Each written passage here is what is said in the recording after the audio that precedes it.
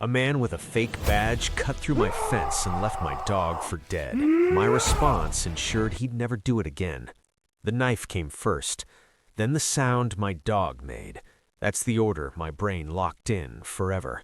Blood pooling on my ground, right under the oldest thing on my property, a rusted, bullet-pocked sign that says, "Keep out." And the guy responsible?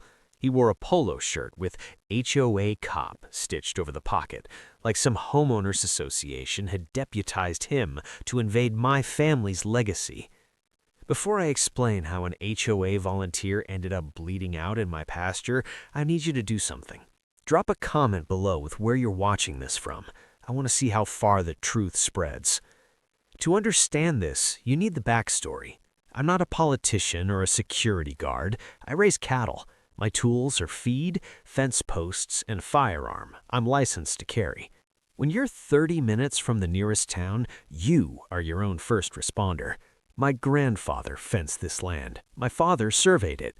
Every acre is documented in county records, long before some suburban committee decided they owned the view. The trouble began when the neighborhoods crawled closer. Cookie-cutter houses, manicured grass, and an HOA board chairwoman, let's call her Denise, who decided my working ranch was an eyesore. She filed complaints, said my pasture was part of a shared scenic corridor, claimed my herd was a nuisance. It was all fiction. I met with her. I showed her the land grants, the livestock permits, the official maps. I was calm, reasonable. She gave me a thin smile and said, "We'll find a solution." Her idea of a solution was theft.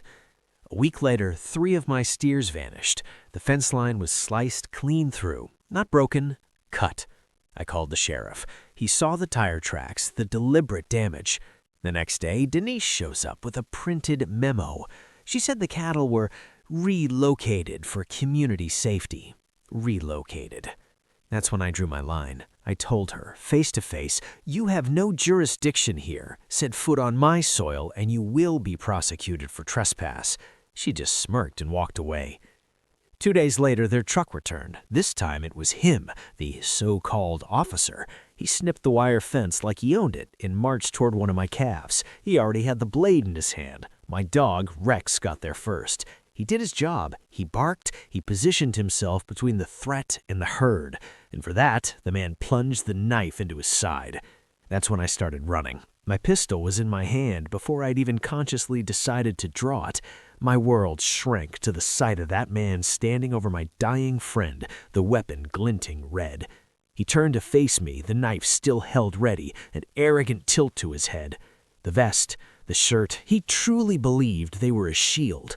In that frozen second, on the land my blood and sweat paid for, beside the animal whose breath was fading, I understood this was no longer about cows or property lines.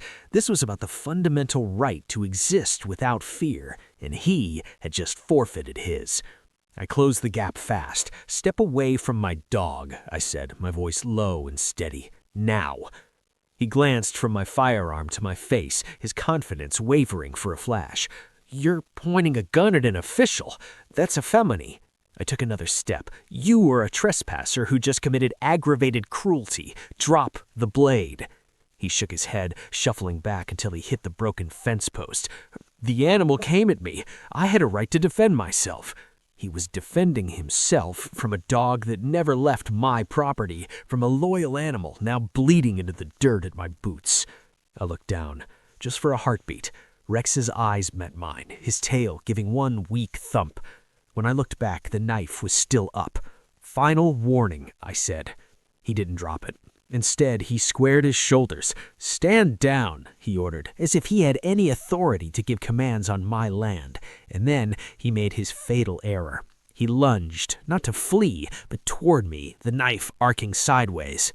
2 shots rang out. The sound was enormous in the quiet field. The man crumpled, the blade spinning from his grip. He fell hard onto his back and didn't move. Silence rushed in, broken only by the ragged, wet sound of my dog's struggle. I kept my gun trained on the intruder until he'd kicked the knife into the tall grass. Then I dropped to my knees beside Rex, my hands pressing against the wound, my voice cracking as I begged him to hold on. I called 911 first. Shots fired on my property. Armed intruder down, he stabbed my dog, sent deputies and an animal ambulance. Then I called my vet, my composure gone. I'm coming in. He's hurt bad. Be ready. Distant sirens began to wail. As I waited, applying pressure, watching the dust settle, one truth became unavoidable. This was just the beginning. The legal storm that was coming would change everything. The deputies arrived in a convoy. I had already set my pistol on the ground and stepped back, hands open and high. They secured the scene with professional efficiency. One tended to the wounded man, now moaning and handcuffed. Another collected the knife as evidence. A third stayed with me, his questions a blur. The emergency vet unit arrived like angels. They worked on Wretch right there, loading him onto a stretcher with an IV already going. I rode in the back, my hand buried in his fur, making promises I'd prayed I could keep. He survived surgery. The vet said the blade missed a major artery by a centimeter. Back at the ranch, the evidence was undeniable. My security cameras, neighbors' drone footage, even the dash cam on the HOA truck, they all told the stark story. Clear trespass, premeditated violence, a lawful defense. Charges were filed by noon the next day. The HOA cop was hit with aggravated animal cruelty, felony trespass, assault with a deadly weapon, and impersonating a peace officer. Hospitalized for weeks, he later took a plea. 19 years in a state penitentiary, full restitution for my costs, and a permanent ban from any security work.